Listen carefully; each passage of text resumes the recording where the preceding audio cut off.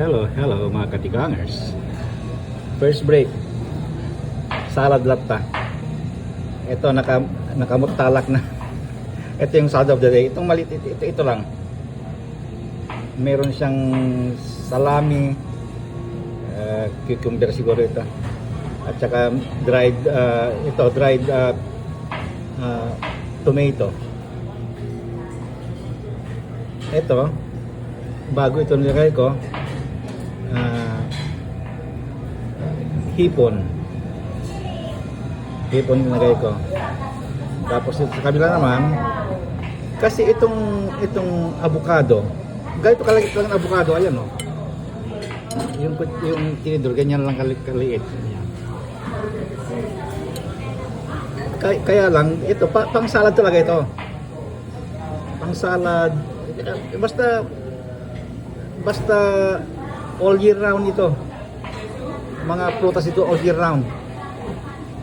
Ito, nilalagay sa salad talaga ito. Ngayon naglagay ako. Pero hindi ko pa nakaganyan pa lang. Kakayodin ko mamaya. Ito na yung yung olive, yung beets. Nung una ko dito kumakain ng salad, itong beets kasi napakaraming magagandang naibibigay, kaya ang dami kong kinukuha noon. Tapos saging, ngayon nasobrahan ko, kaya pa isa-isa na lang. Ito cucumber, garbanzos, kulo. Mandarin sana, kaya lang maliliit eh. Ayan. Ito ito eh, canned goods ito eh, nakalata na ito eh, malalaking, parang salok kalaki na lata ito.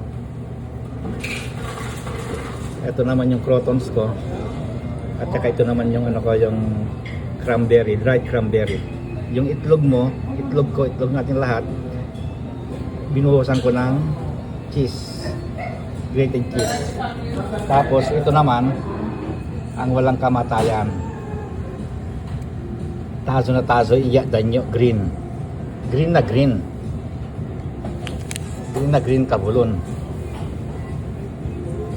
Okay, yun lang. Kainan na. Bye-bye.